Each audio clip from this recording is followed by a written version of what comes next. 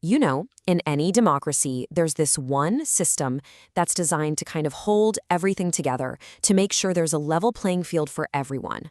Today, we're going to dive into that system right here in India, the judiciary.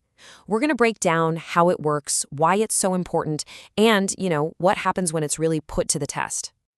So let's just start with the most fundamental question of all. Why do we even have courts? I mean, why bother? It sounds simple, but the answer really gets to the heart of how a fair and just society is even supposed to work. And the answer is all about this incredibly powerful idea called the rule of law. It's really the bedrock of India's democracy. And what it means is simple. Nobody, and I mean nobody, is above the law. Doesn't matter if you're a powerful politician or just an ordinary person on the street.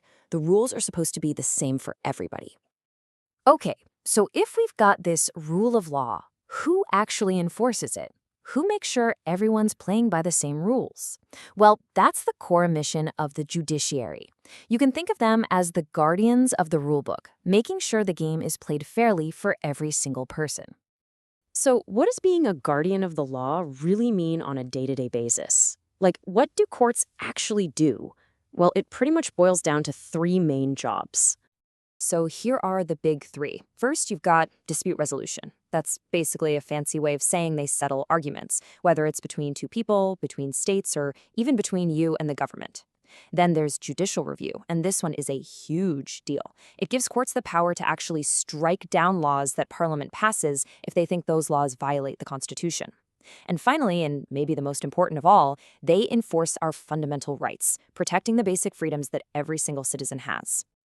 But here's the thing. For any of that to actually work, for a judge to have the guts to strike down a law or to stand up for a citizen's rights against someone powerful, the whole system needs one absolutely critical ingredient: independence. The courts have got to be completely free from outside pressure. And to really get why this is so important, let's just run a quick thought experiment. Imagine a really powerful politician illegally grabs your family's land, and you decide, no way, and you take them to court. Now, what if in this imaginary system, that very same politician also has the power to hire and fire the judge who's hearing your case? So the judge knows, deep down, that a wrong decision here could literally end their career. So, do you think you'd have a fair shot at getting justice? I mean, probably not, right? And that is exactly why independence is non-negotiable.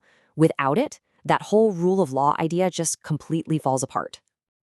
This slide just lays out the two different worlds perfectly. To stop that biased system on the left from ever happening, the Indian Constitution creates a separation of powers.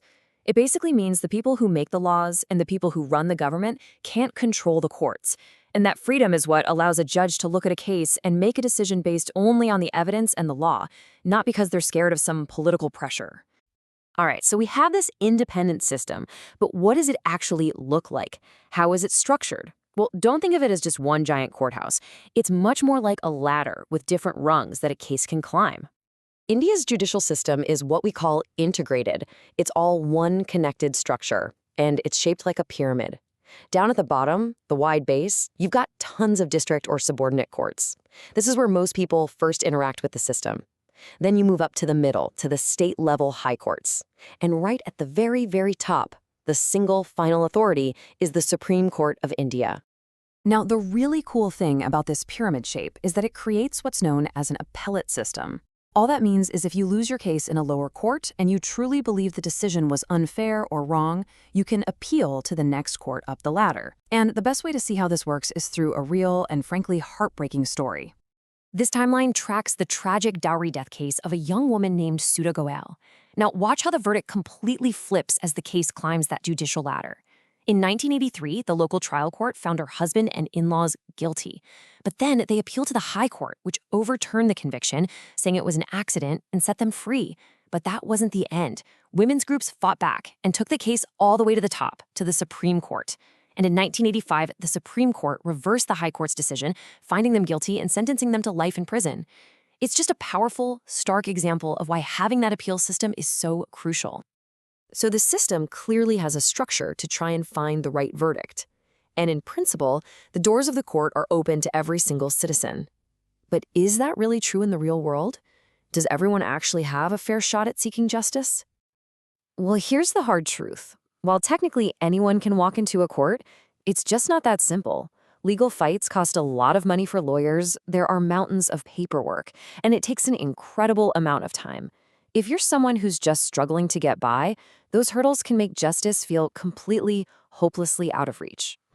Now, the Supreme Court saw this massive gap, and back in the 1980s, they came up with something truly revolutionary: the public interest litigation, or PIL. This was an absolute game changer. It basically said that any individual or organization could file a case on behalf of people whose rights were being violated, but who couldn't afford to go to court themselves. All of a sudden, justice became a whole lot more accessible. And a perfect example of this in action is the right to food case. Back in 2001, there was a drought, and people were starving in parts of the country. But here's the crazy part. At the same time, government warehouses were literally overflowing with grain. So an organization filed a PIL. They argued that the right to life guaranteed in the Constitution also has to mean a right to food. And the Supreme Court agreed. They ordered the government to start providing food, which led directly to huge programs like the midday meal scheme that feeds millions of kids in school every single day. But even with powerful tools like a PIL, there is another giant roadblock to justice. And it's summed up perfectly in this old saying.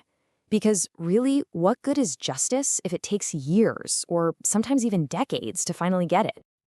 And one of the biggest reasons for these insane delays is, well, pretty simple. We just don't have enough judges. Look at these numbers. There are thousands of judicial positions just sitting empty, especially in those district and high courts where almost all the cases get filed. With way too few judges and a mountain of cases, the backlog just keeps getting bigger and bigger year after year. Which brings us to this final thought. We have this system that's built on the incredible promise of the rule of law. It's got an independent structure, it has tools like PILs designed to make justice accessible to everyone. But with courts that are totally overloaded and these massive delays, how do we bridge the gap and make that promise a reality for every single person? The architecture for justice is there, but making sure it actually works for 1.4 billion citizens, well, that remains India's great challenge.